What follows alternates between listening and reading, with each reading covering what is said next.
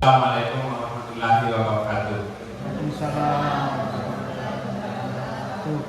Ya, pertama-tama marilah kita bersama-sama menjadikan puji dan syukur kehadirat Allah Subhanahu wa taala atas nikmat-nikmat yang diberikan kepada kita semua, sehingga pada hari ini kita bisa berkumpul di ruang ini, di ruang komunitas pelajar SMP 18 Bulukumba. Jadi saya mohon maaf Bapak Ibu menyita waktunya untuk mengikuti kegiatan saya. Ini merupakan salah satu aksi nyata yang saya akan buat untuk memenuhi kebutuhan tugas saya di guru penggerak angkatan 10. Mari kita berdoa bersama ya, demi kelancaran kegiatan ini ke depan. Ya, berdoa mulai. Ya, selesai. Ya, jadi sebelum saya melakukan persentase diseminasi, mungkin ada sepatah kata dari Bapak Kepala Sekolah sebelum memasuki acara. Assalamualaikum warahmatullahi wabarakatuh.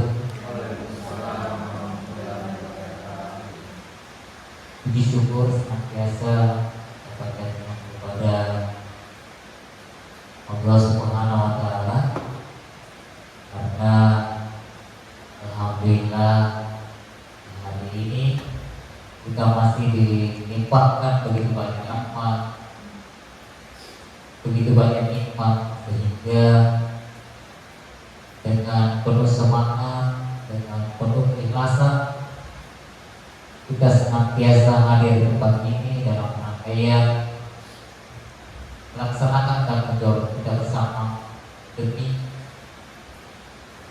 sebuah perubahan pendidikan untuk generasi emas yang ada. Kita senantiasa saling mengingatkan, saling belajar bersama bahwa sebenarnya inti dari perjalanan kita dalam pengabdian kita adalah bagaimana bisa kita mengaplikasikan ilmu di tempat yang kita banggakan bersama. Alhamdulillah hari ini kita dipertemukan di ruangan komunitas pelajar ini di SMP 15 Bulukumba dalam rangkaian ada IT program yang ingin dilaksanakan oleh saudara kita pasukan SPDMPD, yakni diseminasi modul 1.4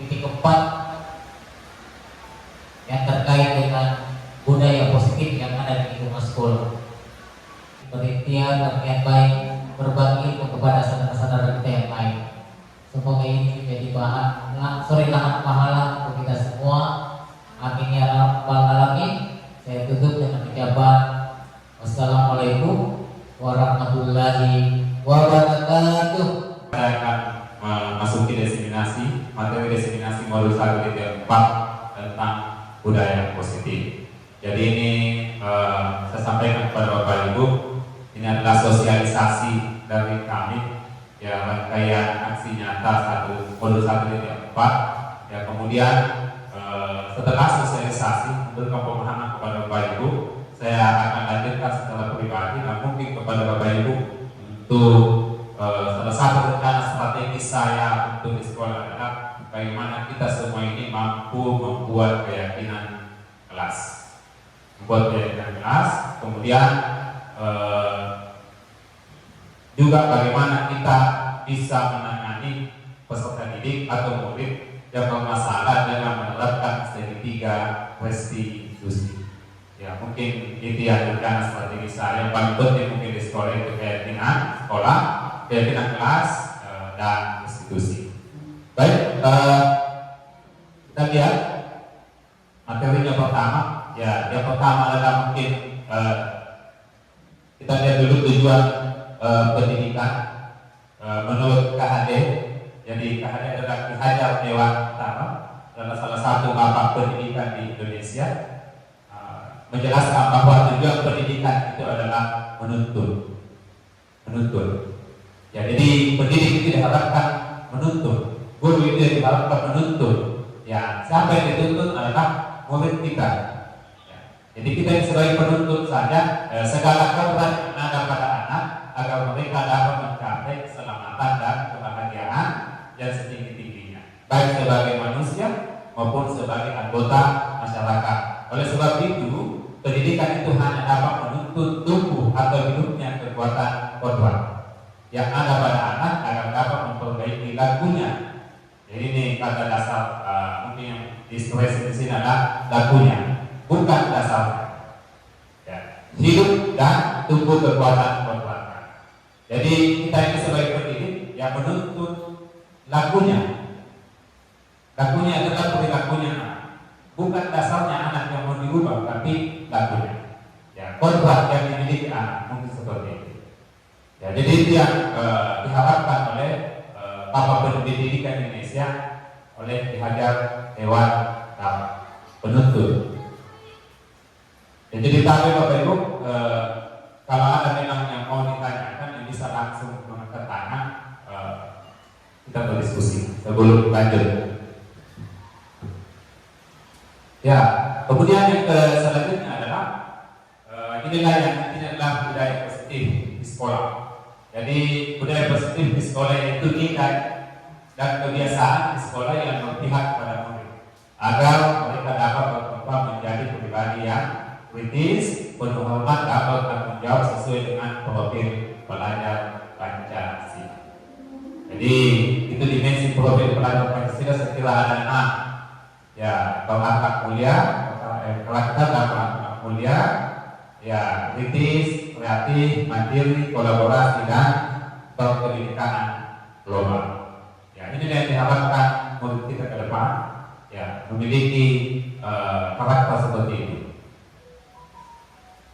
Kemudian konsep budaya positif ada 7.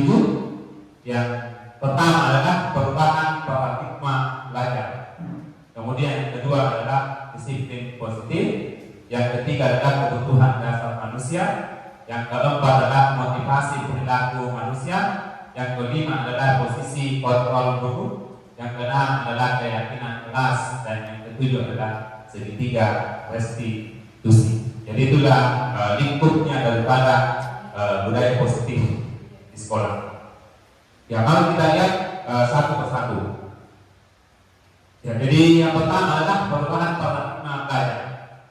Ya, dalam membangun budaya positif di sekolah dapat menyediakan lingkungan yang positif. Ya, jadi tentunya untuk membangun budaya positif perlu disediakan lingkungan yang positif, aman, nyaman agar murid mampu berpikir, bertindak, dan menciptakan dengan merdeka, mandiri dan bertanggung jawab. Ya, itu pertamanya. Kemudian kedua adalah disiplin sangat berkaitan dengan kontrol guru terhadap muridnya.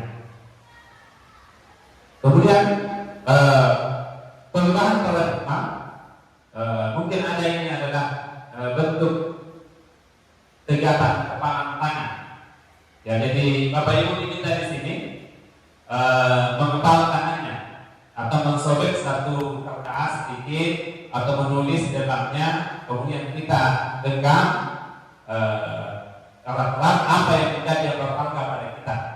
Ya, kemudian diminta kepada teman dekatnya untuk merayu supaya atau bagaimana caranya teman kita supaya bisa membuka tangannya. Ya, tapi kita juga berusaha karena itu adalah hal-hal yang sesuatu yang paling berharga yang kita genggam. Ya. Mungkin bisa diperhatikan Bapak Ibu yang siapa yang menggenggam, siapa yang merayu. Ya, bisa. Ya, siapa yang menggenggam, yang tetangga saja, sambitan. Siapa yang menggenggam, siapa yang bisa merayu untuk membuka, siapa saja. Ya, ya, ya. Coba siapa di sana, kalau di sini siapa yang genggam, siapa yang merayu untuk dibuka, bisa satu saya tangannya genggam. Itu yang hal yang paling pertama yang kita genggam. Ya, apa? Itu yang paling penting bagi diri saya. Ya, bagaimana ketika kita mau buka, apakah merayu saja kalau saya kasih hadiah supaya kita buka ini? Ya, oke, silakan, bisa. Apakah bisa dibuka? Ya, mengancam bisa mengancam, ayo menyuap atau dan lain sebagainya. Ya, itu upaya yang bisa kita lakukan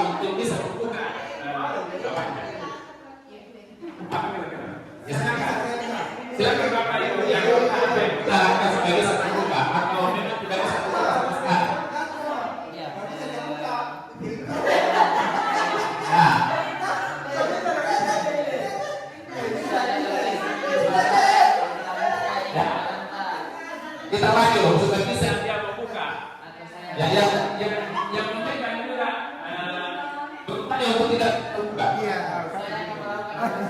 Ya.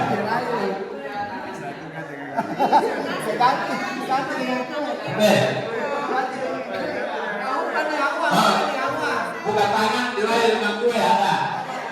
Kalau ini bapak, buka tangan diraih dengan apa? Kita main apa?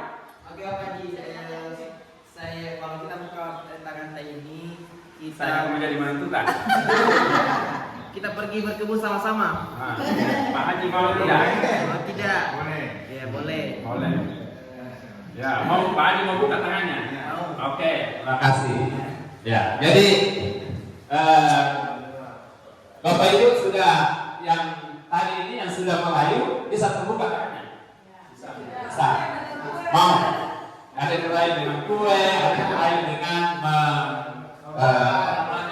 mengajak untuk pergi ke kebun, ya dan lain sebagainya.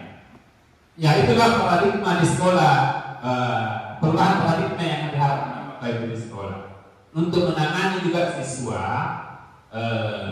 Sebenarnya ya tidak perlu yang namanya nanti kemauan siswa. Sama dengan mengepal tangan. Mengepal tangan itu tidak bisa membuka tangannya kalau bukan atas kemauan tak. Atas kemauan tak. Bukan karena wayuan, bukan karena hadiah, bukan karena hukuman siswa melakukan sesuatu, bukan karena hukuman, bukan karena hadiah, tapi memang karena muncul dan motivasi di siswa itu sendiri. Sama tadi kita membuka kepala tangan karena kita mau, kita yang mau, bukan karena si pelayunya itu. Seperti itu. Jadi itulah yang diharapkan dari siswa kita adalah motivasi yang dimiliki adalah motivasi yang ada dalam dirinya. Jadi itu intinya, bukan karena hukuman, bukan karena hadiah. Ya, karena karakter anak berbeda-beda, makanya kita ini mau bagaimana mendidik anak-anak ini, menuntut anak ini sesuai dengan karakternya, tapi yang muncul motivasi dalam dirinya. Ya, bukan karena kita mau paksa, seperti tadi memaksa membuka. Ya, kemudian dirayu dengan bayuan apa kemudian mau buka. Tapi kita mau buka mungkin karena ini ada dari diri kita sendiri yang mau buka. Ya, seperti itu. Ya, jadi itu saya kira intinya yang kita akan lakukan di sekolah, budaya positif atau perubahan paradigma. Ya, perubahan berpikir kita. Ya, sebagai guru kita ke depan ini perubahan berpikir seperti itu yang diharapkan. Ya, jadi diharapkan kita adalah bukan menghukum, bukan memberi hadiah, tapi ada kita memberikan motivasi siswa supaya muncul motivasi dalam dirinya untuk melakukan sesuatu. Ya, mungkin seperti itu. Bisa saya lanjutkan. Terima kasih banyak tadi atas kegiatan yang dilakukan oleh Bapak Ibu.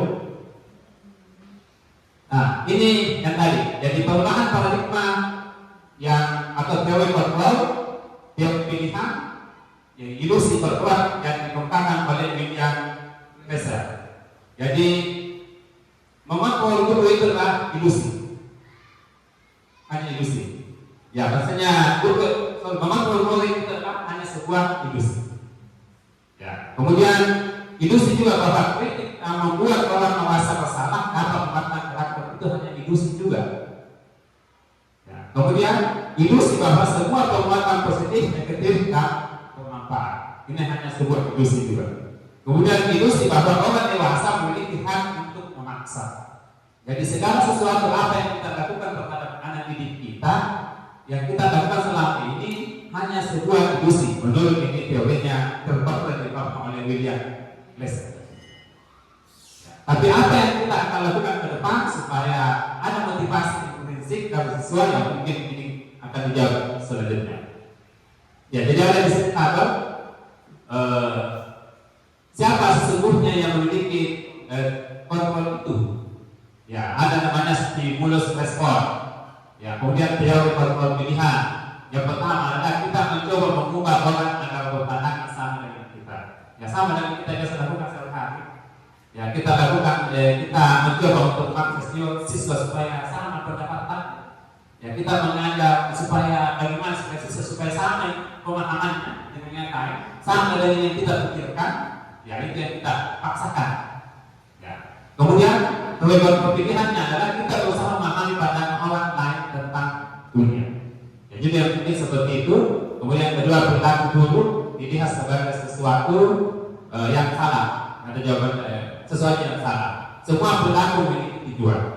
Yang maksudnya itu kalau siswa berperilaku jelek, ya pasti kita pandang bahwa ini salah. Ya, tapi alasan kita belum tentu paham bahwa siswa itu berperilaku seperti itu mungkin ada alasannya. Misalnya kalau berlaku terlambat, ya kita perlu tahu dulu bahwa apa alasannya dia datang terlambat. Ya, yang kita langsung menjustifikasi bahwa ya Anda datang terlambat berarti Anda salah. Ya belum tentu. Ya mungkin Bapak Ibu pernah melihat videonya anak SMA yang di Makassar ya. Ya, dan 3 hari akan terlambat oleh gurunya. Ya, ternyata itu kan asli gurunya dengan otoriter, tegas, dan langsung mengas bahwa ini semuanya dilempar kalau dia terlambat dan sebagainya. Tapi ternyata endingnya adalah menyedihkan karena orang tuanya meninggal. Ya, hal pertama orang tuanya diantar ke rumah sakit, hal kedua dia rawat, kemudian hal ketiga ternyata meninggal orang tua. Ya itu seperti itu yang dimaksud. Ya, kemudian kesalahan orang lain bisa mengontrol saya, yaitu stimulus respon. Kemudian hanya Anda yang bisa mengontrol diri Anda. Ya, jadi kesalahan orang lain bisa mengontrol saya, berarti bukan orang lain yang bisa mengontrol kita, tapi yang mengontrol kita adalah diri kita sendiri. Ya, sama kalau pendidik, guru, yang mengontrol kita adalah diri kita sendiri, bukan kepala sekolah, ya, bukan karena teman, ya, seperti itu. Kemudian saya bisa mengontrol orang lain, itu stimulusnya. Kemudian Anda tidak bisa mengontrol orang lain. Kita tidak bisa mengontrol orang lain. Yang bisa dikontrol hanya diri kita sendiri. Nah itu. Kemudian kebangsaan ada pada saat rujukan negara. Ya, kemudian kalau kita memujuk biasanya dipaksa. Ya. Tapi kolaborasi dan konsensus menciptakan pilihan-pilihan baru. Ya. Kemudian model berpikir menang kalah. Ya. Sama ini kalau kita. Jadi jangan sampai kita menangani siswa kita berpikir menang kalah. Ya, kalau saya di kasus seperti ini siswa, berarti saya nak kalah siswa. Ya. Kurang ajar biasanya kurang ajar siswa kasus begini kan. Ya, berarti kan kalah. Tapi kalau ditangani, ya harusnya ditangani model kita berpikir menang. Ya, siswa menang, kembali kelompoknya dengan bahagia, ya kita juga menang. Ya, tapi tergantung daripada bagaimana penanganannya. Ya, itu akan nanti selanjutnya akan ada langkah restitusi, ada segitiga restitusi untuk penanganan siswa. Baik Bapak Ibu, kita akan lanjut. Ya, makna disiplin positif. Ya, jadi yang kedua, disiplin positif berasal dari kata belajar. Ya, jadi itu belajar. Disiplin diri membuat orang menggali potensi menuju sebuah tujuan apa yang dihargai. Namun dalam budaya kita makna kata disiplin telah berubah menjadi sesuatu yang telah dilakukan seseorang pada orang lain untuk mendapatkan kepatuhan. Ya, kecenderungan umum adalah menghubungkan kata disiplin dan ketidaknyamanan. Ya, bukan dengan apa yang kita target atau pencapaian sesuatu yang mulia. Ya, jadi biasanya itu kata disiplin itu cenderung kita berpikir ketidaknyamanan. Tidak nyaman kita. Ya, karena seperti itu yang kita pikir tidak nyaman karena yang disuruh datang jam 7, karena ada aturan. Tapi kan tidak nyaman rasanya. Ya bukan, ya, tapi bukan itu tujuan sebenarnya, tapi belajar. Ya, kita ini menumbuhkan kesadaran motivasi dalam diri kita untuk disiplin positif. Ya, jadi bukan karena adanya aturan maka muncul hal-hal yang tidak nyaman dirasa. Ya, seperti itu. Ya, mungkin sama. Kemudian yang selanjutnya adalah kita masuk ke kebutuhan dasar manusia. Jadi yang ketiga ini. Jadi ada di gambarnya itu adalah ada kasih sayang dan rasa diterima, bahasa Inggrisnya belonging, betul? Ya, penguasaan atau power, ya, survive, bertahan hidup, fun, kesenangan. kemudian selanjutnya yang kelima adalah freedom, kebebasan. Jadi biasanya ini alasan peserta didik untuk melakukan sesuatu di sekolah, untuk melakukan tindakan biasanya karena ada kebutuhan dasarnya. Ya, mungkin dia melakukan karena mau diperhatikan, mau merasa diterima. Ya itu alasannya. Ya mungkin karena dia melakukan karena mau menguasai temannya. Ya merasa paling hebat. Ya kemudian mungkin dia lakukan karena mau bertahan hidup supaya. Ya kemudian mau bebas dan butuh kesenangan. Ya sekira itu. Jadi realitas kebutuhan setiap orang berbeda. Kita harus berusaha memahami pandangan yang lain terhadap dunia. Setiap orang memiliki pandangan yang berbeda. Jadi itu alasan kita bukan hanya siswa, kita juga sebenarnya melakukan sesuatu karena kebutuhan. Kita mau bebas, ya kita tidak mau terikat dengan aturan, ya kemudian kita mau senang, ya kita mau menguat berpuasa, mau bertahan hidup dan kasih sayang. Itu dasarnya kebutuhan dasar manusia. Ada kasus di sini. Kasus satu, Bu Hukma salah seorang guru di SD 83 pagi-pagi sedang bingung menghadapi ulang salah seorang murid di kelas menengah SD. Ya, beberapa anak kelelahan dan mengeluhkan dan seringkali meminta bekal makan siang mereka dengan paksa. Jika Anda menghadapi sesuatu seperti ini, Ibu Hukma, seperti Ibu Hukma, apa yang Anda lakukan? Jadi menurut Bapak Ibu ini misalnya kita kayaknya SD ya, biasanya kan SD suruh bawa bekal. Ya salah satu siswa itu di dalam kelas itu biasa mengambil bekalnya temannya, mengambil merampas bekalnya temannya. Ya, padahal dia juga mungkin kita juga tidak tahu apakah dia membawa bekal, dia tidak mau, apakah dia juga membawa bekal. Menurut pandangan Bapak Ibu, kira-kira apa alasannya ini mesti melakukan dari 5 kebutuhan dasar tadi? Oke, siapa? Pak? Oke, jadi pendapatnya Pak Heri adalah dia mau menguasai temannya. Oke, ya bisa. Ya. Kemudian ada lagi yang lain. Kira-kira apa alasannya dia mengambil makanannya? Ada pilihan tadi. Ya ada 5 pilihan tadi. Nah, ini pilihannya. Tadi pepaksaan. Apa? Karena dia mungkin menurut Pak Heri adalah dia yang merasa paling hebat, kuat. Ya, bisa. Apa yang kesenangan? Ya dia juga merasa senang. Oke. Dia membertahan hidup karena mungkin tidak membawa. Oke, dia lapar, tidak membawa bekal dia, makanya mengambil makanan yang temannya. Betul juga, Bu. Ya. Iya.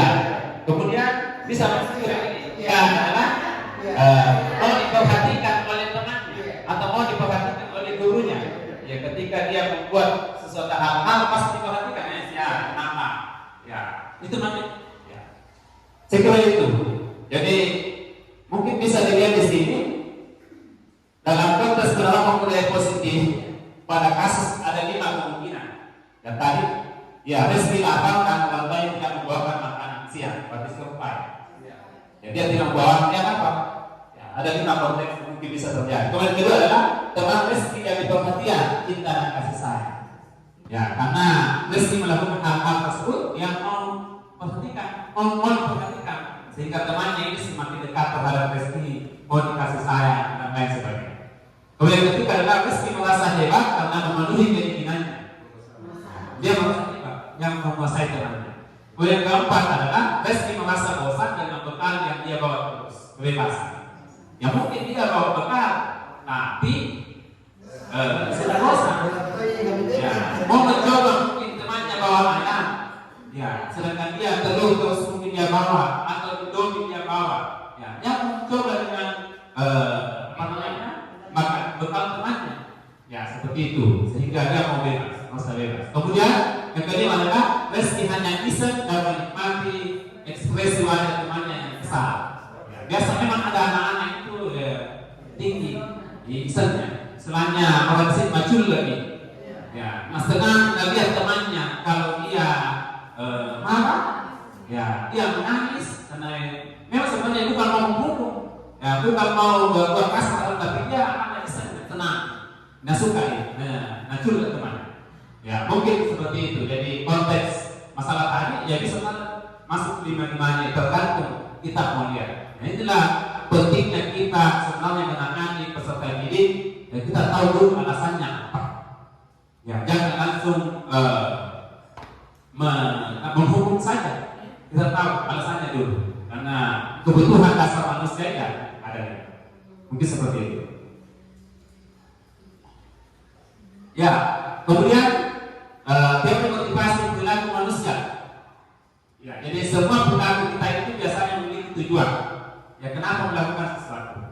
Jadi untuk menghindari ketidaknyamanan, biasanya kita melakukan karena untuk menghindari ketidaknyamanan, tidak nyaman. Ya, apa itu? Apa yang akan terjadi apabila saya tidak melakukannya? Ditegur mungkin. Saya datang terlambat karena kepala sekolah. Ya, kalau saya tidak datang tepat waktu, mungkin kepala sekolah saya akan nyam-nyam. Berarti menghindari ketidaknyamanan. Contoh. Ya, itu ya. Berarti dia termasuk motivasi eksternal.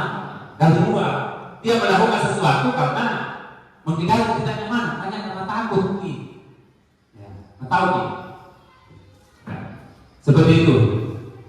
Ya, sama dengan sesuai juga mungkin datang tepat karena tahu diwalinya. Ya, dinyawa mungkin. Ya, seperti jangan tersinggung diwalinya yang pada sendiri. Ya, kemudian yang kedua adalah untuk mendapatkan imbalan dari orang lain, institusi. Ya, reward, hadiah, pujian. Ya, dia datang, misalnya guru ini datang ke sekolah cepat karena mau dipuji. Bayangkan itu ya. Ya, biasa juga ada CCM terbuka ya. Ya, terbuka lebih lama. Itu kenapa biasanya ini teori yang motivasi melakukan itu? Karena bisa saja karena dia adalah mau dapat hadiah, mau dapat pujian. Ya, makanya itu dalam kurikulum Merdeka dibilangkan prestasi. Ya, prestasi, hadiah, karena ranking. Ya, penulisan ranking karena ini, karena antara hukuman dan hadiah itu sama saja. Ya, sama saja karena dia asalnya dari motivasi eksternal. Nah, nanti kita mau lakukan karena takut, nanti kita mau lakukan karena ada hadiah. Tapi yang diharapkan sebenarnya yang ketiga, menghargai dirinya sendiri. Yaitu yang mana saya mau mencari orang yang seperti apa bila saya melakukannya. Berarti dia akan muncul dari dirinya sendiri memang. Ya, tentunya motivasi, ada motivasi internal. Berarti motivasi yang muncul dari dalam diri sendiri. Ya, bukan dari luar. Ya, seperti itu. Jadi ini adalah teori motivasi perilaku manusia. Selanjutnya, ini hukuman atau konsekuensi. Ya, hukuman. Jadi ada lagi kasus di sini, Andi keluar menguasai pelajaran matematika ya, atau pelajaran bahasa Indonesia. Ya, sehingga pada pelajaran tersebut berlangsung dia lebih banyak berdiam diri atau menggambar pada buku pelajarannya. Pada saat guru matematika kuliah bertanya, Andi gugup dan tidak sengaja menjatuhkan tasnya dan khusus ketika dia menjadi gawat pada saat dia menjawab. Seluruh teman tertawa melihat Andi yang gugup dan terkejut. Bulia pada saat itu membiarkan teman-teman Andi menertawakan. Andi yang tergugup dan malu yang luar biasa dan memanggil Andi untuk maju ke depan dan berdiri di depan kelas sambil mengangkat kaki satu karena tidak bisa menjawab. Ya. Kemudian apakah Anda setuju dengan tindakan bulia? Bapak Ibu setuju dengan tindakan bulia? Zaman dulu setuju ya. Zaman dulu setuju kan? Ya, zaman dulu oke, setuju. Kemudian kalau Anda tindakan yang dilakukan bulia terhadap anti hukuman atau konsekuensi, kita setuju atau tidak? Ya, bisa. Ya, kenapa tidak? Bagus, kenapa tidak? Tidak setuju dengan tindakan yang mulia karena semua mahasiswa beda-beda Ya. memiliki skill dan minatnya masing-masing. Bagaimana kita sebagai seorang guru mempelajari kelebihan siswa yang pertama, kemudian kita memasukkan mensinkronkan dengan pembelajaran matematika tadi. Dia maksudnya dia lewat apa dia masuk metode ini kan baru bisa dia memahami tentang pelajaran matematika. Terima kasih banyak Pak Rizky. Jadi intinya adalah kita harus mengetahui kekuatan yang dimiliki oleh siswa. Jadi mungkin pada umumnya adalah tidak setuju. Ya, tidak setuju. Ya, kenapa tidak setuju? Ya karena itu termasuk hukuman yang diberikan. Kemudian alasannya adalah dia memberikan hukuman tidak sesuai. Yang tidak sesuai. Maksudnya itu apa yang dilakukan Andi tidak sesuai dengan yang dihukum. Ya, harusnya misalnya kalau kita tidak tahu pelajaran matematika, berarti kita harus kasih pelajaran tambahan ya tentang matematika, bukan maju ke depan mengangkat kaki, karena tidak ada relevansinya, tidak ada hubungannya antara apa yang dilakukan terhadap hukuman yang diberikan. Ya, seperti itu. Makanya ini menurut Anda tindakan ibu kuliah terhadap Andi adalah hukuman atau konsekuensi, berarti dia adalah hukum. Ya, karena itu tidak ada hubungannya. Ya, makanya mungkin ada di belakang.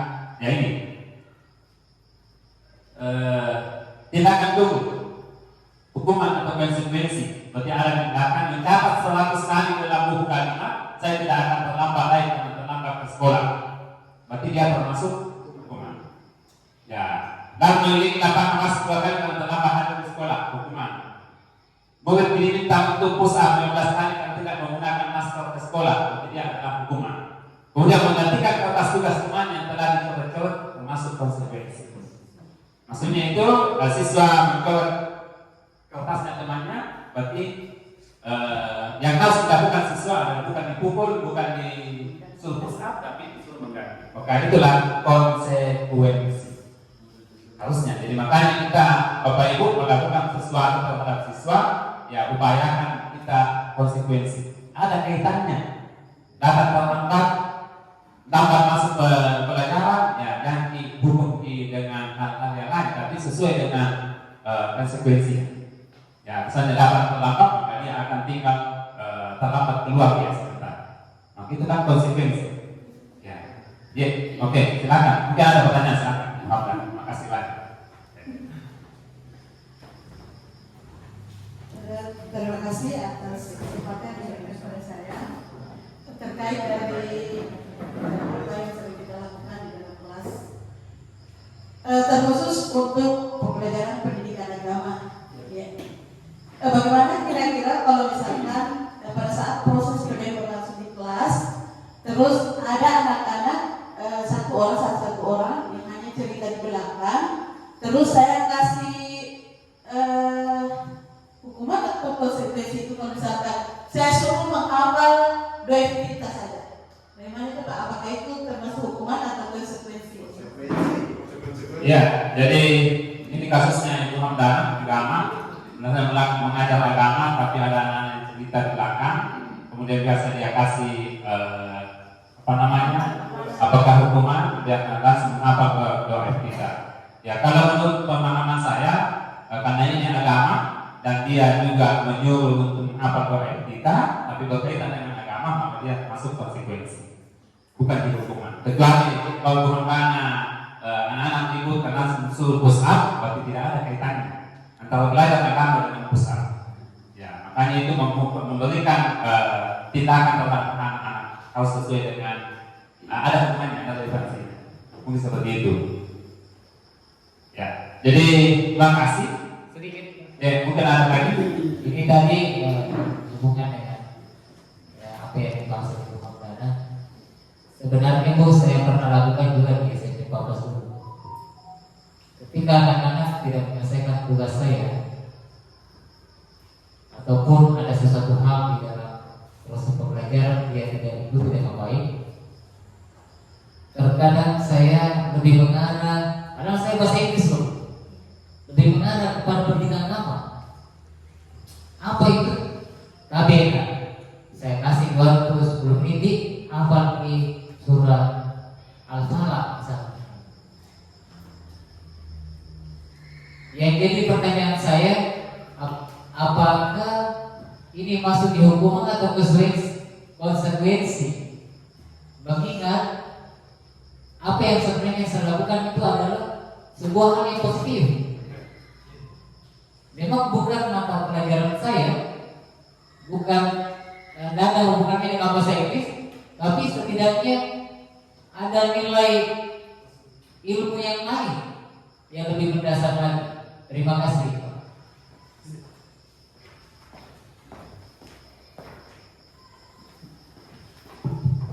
Ya, terima kasih banyak atas pertanyaannya Bapak Kepala Sekolah. Ya, terkait dengan kasusnya mungkin kalau dilakukan adalah beliau mengajar bahasa Inggris, tapi ketika ada anak mungkin melanggar aturan, dia memberikan hukuman dengan agama. Seperti ini mungkin secara pribadi sah-sah saja, karena hukuman yang diberikan adalah bukan hukuman fisik, ya bukan hukuman untuk menjatuhkan harga dirinya anak-anak dan menjadikan nama baiknya anak-anak. Ya sah-sah saja. Ya tapi itu bisa masuk konsekuensi. Tapi seperti ini kita kembali dulu ke keyakinan kelas yang kita buat harusnya. Kita kembalikan itu. Jadi nanti kita akan sebentar masuk ke keyakinan kelas. Kita kembali ke keyakinan kelas. Yang kita buat apa yang pernah kita sepakati. Biasanya kan keyakinan kelas itu ada konsekuensi di dalamnya yang telah kita buat. Yang misalnya ketika anak-anak libur, ya ada konsekuensi di dalamnya yang kita harus sepakati bersama. Tapi dalam membuat keyakinan kelas itu bersama dengan anak-anak, bukan kita sendiri yang memutuskan. Ya, jadi itu intinya kembali ke situ. Ya, tapi secara pribadi menurut saya ya bisa masuk saja konsekuensi atau sah-sah saja dilakukan itu sepanjang itu tidak bukan menghukum fisik atau melakukan tindakan yang merendahkan martabatnya. Karena itu juga adalah demi kepentingan anak. Ya, karena berkaitan persoalan agama. Ya mungkin seperti itu jawaban saya. Tapi intinya adalah ya kita kembali ke keyakinan kelas dulu. Ya, sebenarnya nanti sebentar akan dibahas. Sebenarnya kita sebagai pendidik itu harusnya kita bertindak bukan sebagai kita bertindak paling atas itu manajer. Tidak pernah menghukum, tapi kita memberikan kesempatan pada anak untuk mencari solusi saja. Ya, karena ada tingkatannya sebentar itu ada penghukum, ada pembuat merasa bersalah, pemantau dan sampai ke manajer. Tapi paling tidak katanya itu ya kita kalau bergeser ke manajer kita jadi pemantau. Itu konsekuensi. Ya, menerapkan konsekuensi itu pemantau. Ya, tapi yang diharapkan kita adalah manajer. Tapi untuk sampai ke manajer ini agak-agak sangat susah. Memang perlu waktu yang lama. Ya, tidak mudah seperti dengan membalikan telapak tangan. Ya bisa saja kita mulai dulu saat bertahap ke tahap menghukum dulu. Ya, setelah itu menghukum yang baru lanjut yang lain. Mungkin seperti itu. Terima kasih, Pak. Ya, bisa saya lanjut. Ya, jadi itu adalah hukuman dan konsekuensi. Ya, tapi kalau ada yang mau bertanya bisa sebelum saya lanjut. Ya, saya mau lanjut ke ini, restitusi. Ya, itu adalah proses menciptakan kondisi bagi murid untuk memperbaiki kesalahannya mereka. Ya, sehingga mereka bisa kembali pada kelompoknya mereka dengan karakter yang lebih kuat, nyaman, bahagia, kembali ke kelompoknya. Ya, restitusi juga merupakan proses kolaborasi yang mengajarkan murid untuk mencari solusi untuk masalah mereka dan membantu murid berpikir tentang hal seperti apa mereka inginkan menjadi tujuan dunia. Ya, dalam bagaimana mereka harus berbuat untuk melakukan orang lain. Itu menurut konsep. Jadi itu restitusi. Ya, ini ya posisi kita. Yang posisi kontrol dulu. Yang pertama adalah menghukum. Ya, kita menghukum. Berarti penghukum setelah Bapak Ibu sudah tahu apa yang dilakukan guru ya kita memberikan tindakan seenaknya saja tanpa ada hukuman, tanpa ada penelitiannya. Kemudian membuat merasa bersalah. Ya kita juga ini karena membuat murid merasa bersalah. Ya kemudian kita sebagai teman. Kemudian kita adalah sebagai pemantau. Ya, guru juga sebagai pemantau. Dan yang paling tinggi adalah guru sebagai manajer. Jadi harapkan ini yang kita pada posisi ini. Tapi untuk mencari posisi itu sulit. Ya bukan sulit ya, perlu waktu yang lama. Ya seperti itu. Mungkin bisa dilihat kalau kita terlalu ini. Ya ada 5 posisi kontrol guru: identitas dalam, Ya kalau dari luar itu ya itu menghukum, membuat merasa bersalah. Ya, mungkin tulisannya ini agak bercampur. Ya, jadi menghukum itu menghardik, menunjuk-nunjuk, menyakiti, menyindir, saya kira masuk semuanya. Ya, guru yang dia berbuat. Kemudian membuat rasa bersalah.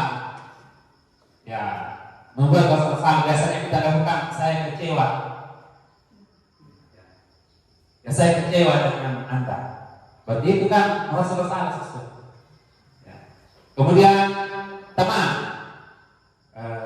ayolah, ya, demi saya, karena saya, ya, ayo bisa Anda lakukan karena saya. Berarti itu kan teman, teman, ya, itu ada sesuatu. Kemudian pemantau, ya tadi itu masuk dan antara teman dengan pemantau masuk identitas penghasil sukses. Ya, tapi juga kontrol kami dua, motivasi ekstrinsik juga. Ya, mengharapkan imbalan ketergantungan pada orang lain. Jadi itu pemantau, tadi masuk di pemantau. Ya mungkin pemantau itu menghitung apa aturannya, apa konsekuensinya. Berarti itu pemantau. Sesuai dengan keyakinan yang pernah kita sepakati apa. Jadi apa yang kita lakukan berarti konsekuensinya apa? Jadi itu masuk kategori pemantau. Ya kalau manajer, nah ini manajer itu mungkin di sini tulisannya, dia masuk mencari solusi.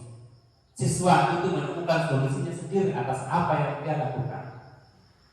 Yaitu mencari solusinya. Contoh, ketika siswa terlambat, kita kasih sampaikan apa kira-kira solusi Anda sehingga tidak terlambat lagi. Ya, siswa mungkin menjawab, kalau sebelumnya kita tahu sama apa menjadi alasannya kenapa terlambat, ya mungkin kita tahu sebentar ketika diskusi akan ada. Ya mungkin siswa menjawab, mungkin saya akan, kalau saya terlambat karena main game sampai subuh. Ya, kira-kira apa solusinya supaya tidak terlambat lagi? Ya mungkin siswa katakan, ya saya akan tidak main game lagi sampai subuh. Ya saya akan tidur dari awal dan saya akan bangun lebih pagi dan saya datang ke sekolah saya terlambat lagi. Itu kan solusi yang dia, ya dia ingin, ya seperti itu. Nanti akan saya perlihatkan uangnya ini yang lebih lengkap. Nanti sebentar karena yang ini. Ya Kemudian ini 9 kriteria restitusi. Ya bukan untuk menembus kesalahan. Jadi restitusi itu bukan untuk menembus kesalahan, tapi untuk belajar dari kesalahan. Ya itu.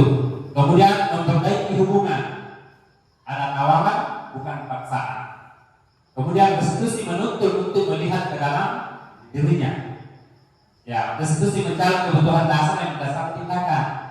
Kemudian restitusi adalah cara yang paling baik. Restitusi fokus pada karakter bukan tindakan. Ya, kemudian restitusi fokus pada solusi. Kemudian restitusi mengembalikan murid yang berbuat salah pada kelompoknya. Itulah restitusi. Ya, kemudian mengapa tidak peraturan saja? Mengapa harus keyakinan kelas? Ya, maksudnya kan di sekolah ada peraturan. Yang pertama di situ, mengapa tidak memiliki peraturan harus menggunakan helm bila mengendarai kendaraan roda 2? Ya, karena ada aturannya lalu lintas. Kemudian mengapa kita memiliki peraturan 3M menggunakan masker, mencuci tangan dan menjaga jarak yang sendiri pada masa COVID? Kemudian mengapa kita memiliki peraturan harus tepat waktu pada saat mengikuti pelatihan? Ya, ini semua aturan. Ya, kemudian untuk mendukung motivasi kembali ke nilai-nilai keyakinan lebih menggerakkan serta dibandingkan mengikuti serangkaian peraturan yang ada. Ya, jadi itu kan aturan yang ada. Ya, kemudian bukan berarti bahwa di sekolah ini tidak ada aturan, ada. Ya, ada. Tapi tidak ada aturan, kemudian dibuatkan keyakinan kelas. Ya, keyakinan sekolah, keyakinan kelas. Seperti itu yang disepakati. Supaya ya, karena biasanya aturan itu dibuat biasanya oleh pemangku kepentingan di sekolah aturannya, atau ada mungkin aturan dari atas atau dari yang lembaga yang di atas kita, itu kan aturan yang dibuat. Tapi untuk aplikasi di lapangan ya kita harus membuat keyakinan kelasnya. Ya seperti itu. Ya seperti ini. Jadi ada peraturan kelas di dalamnya, di luar mungkin ada keyakinan kelas. Ya, kemudian ada lingkungan positif dan ada budaya positif. Ya, jadi itu yang diharapkan di sekolah. Ya, saya kira ada di sini. Ya, yang mana yang merupakan keyakinan kelas? Mengapa? Jadi ada di sini kesepakatan kelas dapat tepat waktu mengucapkan salam. Berarti aturan. Ya, menjaga kebersihan sekolah. Tuhan.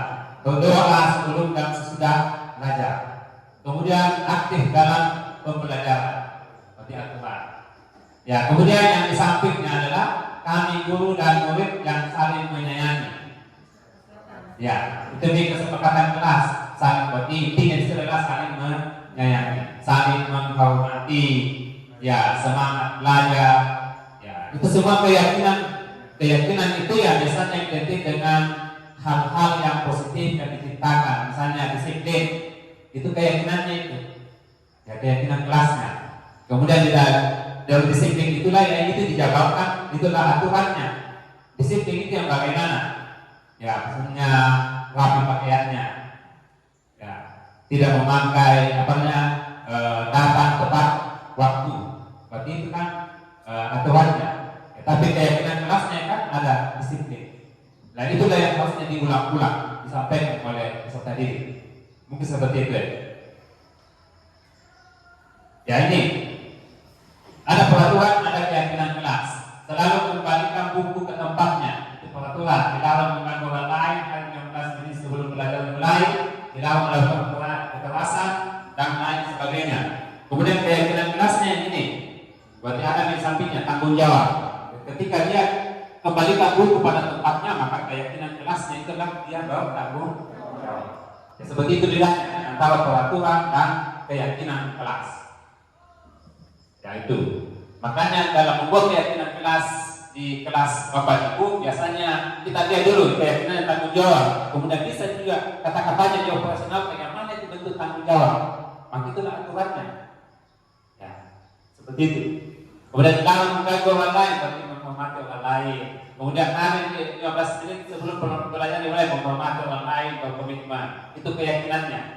Ya, dan lain sebagainya. Mungkin ini ada naik tulisannya yang ini. Jangan berlari di kelas atau beda berarti keselamatan keamanan. Ya. Kalau menggunakan masker kesehatan, penggantian atau menunggu giliran berarti menghormati orang lain dan bersabar. Berarti itu keyakinannya. Jadi bedanya antara peraturan dan keyakinan kelas. Ya, jadi di sini ada lihat pernyataan saya kecewa sekali dengan kamu. Berarti masuk tadi restitusi atau pembuat orang merasa salah. Saya kecewa. Kemudian kamu tidak pernah benar melakukannya, berarti dia masuk hukum. Berarti yang 5 tadi itu penghukum, membuat merasa bersalah, pemantau, manajer, apa lagi satu? Ya, teman. Ya, kemudian kalau teman itu ayo lakukan demi saya, demi Bapak. Ya, mari kita lakukan demi saya. Ya, itu yang dikatakan teman. Kemudian apakah kamu mau mendapatkan stiker bintang hari ini? Berarti pemantau. Ya, memberikan hadiah. Ya, berarti pemantau. Ya. Kemudian yang selanjutnya bagaimana kamu bisa menyelesaikannya? Berarti dia adalah manajer. Berarti ada solusinya. Solusi yang dia buat adalah ditawarkan kepada siswa bahwa bagaimana bisa melakukan untuk menyelesaikan masalahnya. Berarti adalah dia posisi manajer. Ya, jadi seperti itu ya. Tadi posisi kontrol gurunya yang ada 5. Jadi mulai penghukum, pembuat merasa bersalah, teman, pemantau, dan manajer. Jadi paling tidak ada di posisi 2, pemantau dan manajer. Ya, dihindari posisi menghukum, pembuat merasa bersalah dan Seperti itu.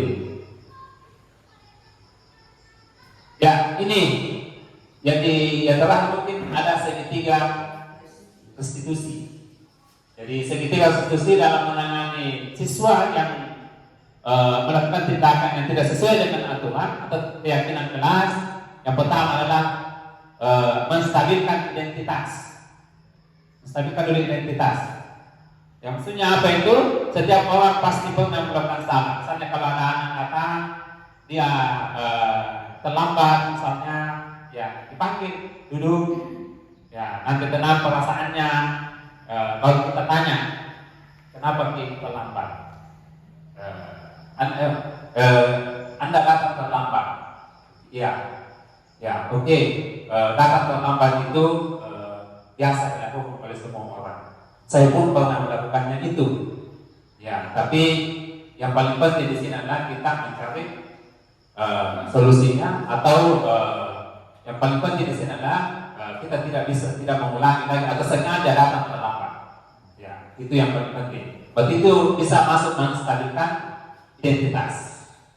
Ya. Kemudian yang kedua adalah mungkin validasi kebutuhannya. Ya, jadi kita tanya nih, setelah distabilkan identitasnya, merasa nyaman, ya kita tanya lagi, kenapa kita terlambat? Apa alasan datang terlambat? Ya, itu menanyakan validasi kebutuhan. Ya, kamu tentu punya alasan mengapa melakukan itu. Kemudian adakah cara yang lebih efektif untuk mendapatkan apa yang kamu butuhkan?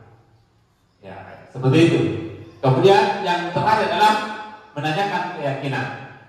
Ya, nilai apa yang telah kita sepakati? Misalnya kalau terlambat, apa nilai yang perlu kita sepakati? Ya, kemudian kira-kira apa solusinya? Apa yang bisa kita lakukan?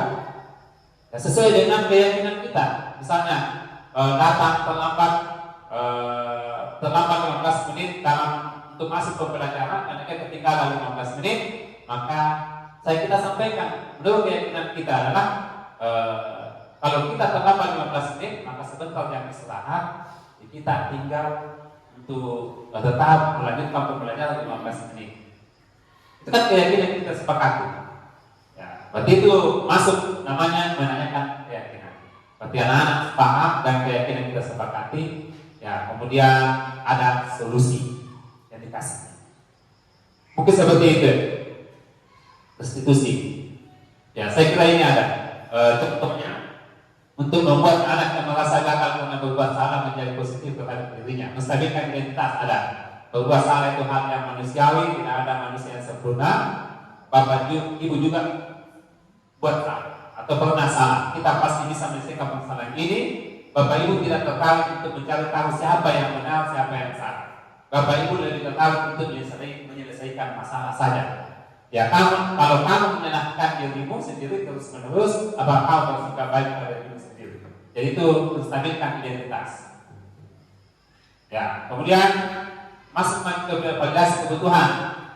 Ya, kamu bisa saja kan melakukan hal yang lebih buruk, tapi kamu tidak melakukannya.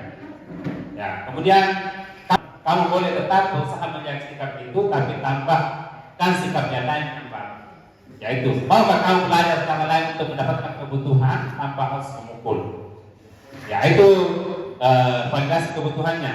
Kemudian keyakinannya, apa nilai yang kita percaya di kelas sekolah kita? Kita sudah sepakati. Ya, nilai universal apa yang telah kita sepakati? Ya, mungkin ini Bapak Ibu nilai-nilai universal, nilai-nilai kebajikan. Ya, nilai-nilai kebajikan itu yang tertuang dalam ketiga profil pelajar Pancasila. Ya, kemudian kelas ideal yang itu seperti apa? Kamu ingin jadi anak seperti apa? Atau kamu merasakan ketika kamu melakukan itu, kamu menjadi orang yang seperti apa? Mungkin ini pertanyaan-pertanyaan untuk menanyakan keyakinan, untuk mencari solusi bagi anak didik kita ketika melakukan tindakan yang tidak sesuai dengan aturan atau keyakinan kelas yang kita buat. Mungkin seperti itu. Sekian dan terima kasih. Kalau ada yang mau ditanyakan, ada mungkin penegasan, mungkin bisa kita kembali diskusi. Silakan Bapak Ibu. Ada? Clear. Clear. Ya, alhamdulillah bisa dipahami. Ya, bisa dipahami dan mudah-mudahan bisa diterapkan. Ya, jadi marilah kita membuat keyakinan kelas nanti di kelas kita utamanya ini nanti semester depan. Ya, semester depan ya, kita buat keyakinan kelas, kemudian ada konsekuensi di dalamnya. Tapi konsekuensi yang kita buat ya harus sesuai. Ada kaitannya dengan apa yang dilakukan siswa tersebut. Ya, seperti itu. Ya, kalau tidak ada pertanyaan, ya mungkin saya tutup karena tadi sudah kita diskusi. Ya, mungkin Bapak Ibu sudah paham betul tentang materinya ini yang ada 7 poin.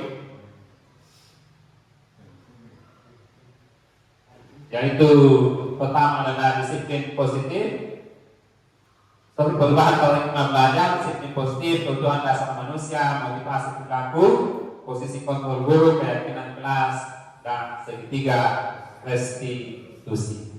Ya, mungkin seperti itu.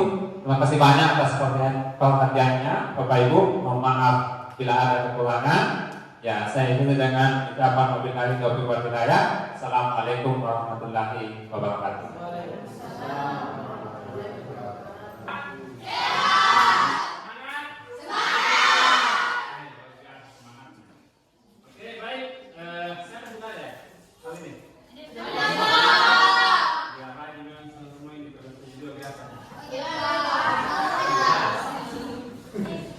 Oke, baik.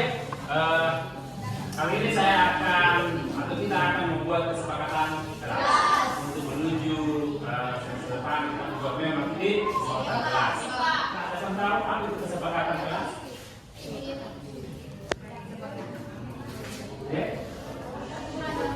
Ya, pertanyaan apa? Aturan dalam kelas, boleh. Perjanjian antara murid dan guru, oke. Awal janji yang harus ditepati. Kesepakatan dalam kelas antara siswa dengan guru. Ya, kita sepakati demi berlangsungnya proses pembelajaran yang baik. Ya, harus ada kesepakatan. Jadi kita yang mengusulkan apa yang kita mau sepakati, apa yang kita usulkan untuk pembelajaran kita ke depan. Ya, untuk itu saya akan bagikan satu persatu ini post-it atau kertas ini. Kemudian Anda tulis apa yang menjadi kemauan Anda untuk pembelajaran kita ke depan. Setelah ditulis bisa ditempel ke atas. Bisa? Bisa. Tulis satu. Ya, apa berkaitan masalah kedisiplinan, waktu, hal-hal apa saja. Ya, kalau bisa dan saling melihat, ya, supaya apa yang menjadi pemikiran saya. Oke, ini yang bisa ditempel sebentar di atas. Ya, silakan menulis. Bisa diberikan tangan. Bisa dikasih sampingnya. Ya, satu-satu tak?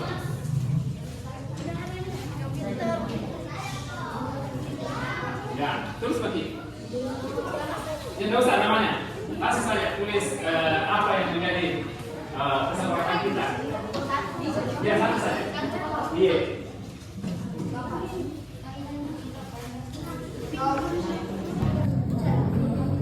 Silakan. Silakan.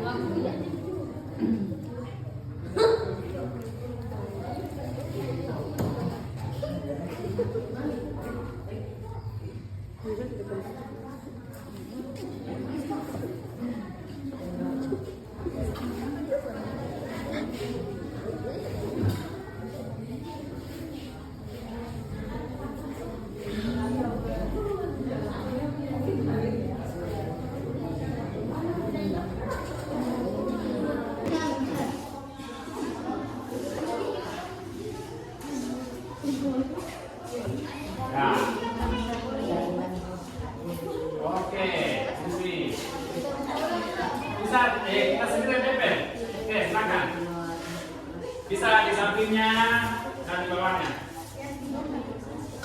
Bisa susun.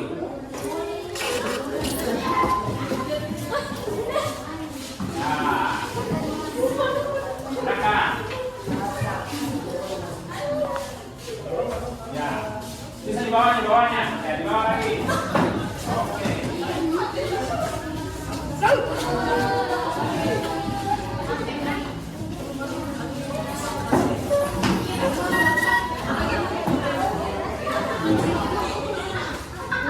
Ya, kasih sudah mengajukan kesepakatan kelas. Oke, mari kita lihat satu. Oke, yang pertama kita lihat dulu sini, tidak boleh ribut ketika guru mengajar. Ya, tidak boleh ribut ketika guru mengajar. Berarti kita ini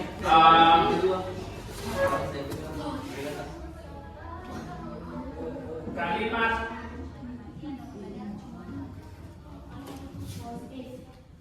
positifnya. Ya, maksudnya ini kesepakatan kelas itu kita buat tidak boleh menggunakan kalimat negatif. Ini jadi kita upayakan mengubah kalimatnya menjadi kalimat positif. Ya, yang mana itu kalimat positif? Ya, misalnya kalau mengikuti pembelajaran dengan tertib. Berarti kalau kalimat negatifnya itu dilarang, tidak boleh, tapi kan ada negatif ya di dalamnya. Ya, jadi kalau positif ya seperti itu. Jadi yang pertama ini kalau kalimat negatif ini tidak boleh ribut ketika guru mengajar. Berarti kalimat positifnya apa? Pembelajaran dengan tertib. Ya kan ribut kan tidak tertib ya. Oke, berarti itu yang pertama adalah mengikuti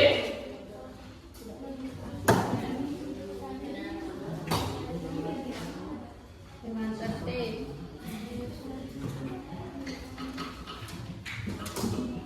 Oke. Ya, jadi kita lihat satu-satu mungkin ada yang sama di. Yang kedua, datang tepat waktu. Nah, sudah positif kalimatnya negatif. Ipa. Oke. Positif negatif. Positif. Oke, berarti datang waktu. Yang kita jadi ini adalah usulan Anda. Kemudian ini kalimat positif yang sudah diubah. Ya, kemudian satu lagi. Ya, kita mau masuk ke keyakinan kelasnya. Keyakinan kelasnya. Berarti yang dari berdasarkan kalimat positif yang ada, kita mau membuat keyakinannya. Ya, keyakinan. Berarti keyakinan itu berkaitan persoalan nilai-nilai kebajikan atau nilai-nilai yang tertuang dalam profil pelajar Pancasila. Siapa tahu nilai-nilai yang tertuang dalam profil pelajar Pancasila? Gotong royong, betul.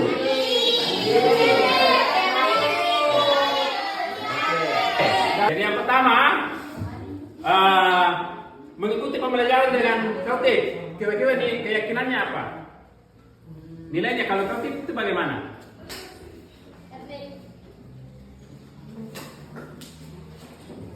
Aduh. Kayak. Nah. Ya, jadi kayak yang pertama. Diperhatikan dulu. Yang pertama, jangan mengikuti pembelajaran dengan tertib. Kira-kira masuk apa? Keyakinan kelas apa? Di? Ya, di disiplin. Nah, disiplin. Yang kedua apa? Datang tepat waktu. Apa nilai kebaikannya? Disiplin juga. Ya, bisa juga menghargai waktu. Oke, membawa HP ke sekolah saat diizinkan oleh guru mapelnya. Apa ini? Masuk apa dia? Kira-kira apa?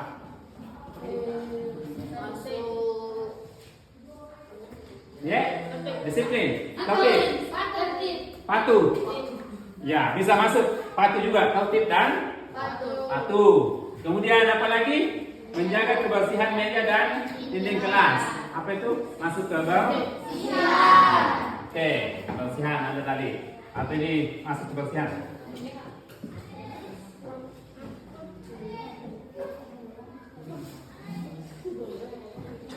Oke, saya kira inilah keyakinan kelas. Keyakinan kelas kita yang disepakati hari ini. Ya, mudah-mudahan kesepakatan kita ini, karena Anda yang mengusulkan untuk menyepakati, ya, untuk apa yang kita kesepakati untuk proses pembelajaran selanjutnya. Ya, jadi kita sahkan kesepakatan keyakinan kelas kita ini. Ya, jadi karena kita membuat kesamaan Anda sendiri yang mengusulkan, jadi inilah menjadi keyakinan kelas kita. Jadi dengan ucapan Bismillahirrahmanirrahim, ya, keyakinan kelas telah ditetapkan. Ya, telah ditetapkan dan insya Allah ya kita akan ikuti selama proses pembelajaran. Oke? Oke. Setiap pertemuan insya Allah saya ingatkan kembali inilah keyakinan kelas kita, kesepakatan kelas kita. Saya kira cukup sekian. Ya, terima kasih banyak atas perhatiannya. Ya, saya ingin mengucapkan wabillahi taufiq wal hidayah. Assalamualaikum.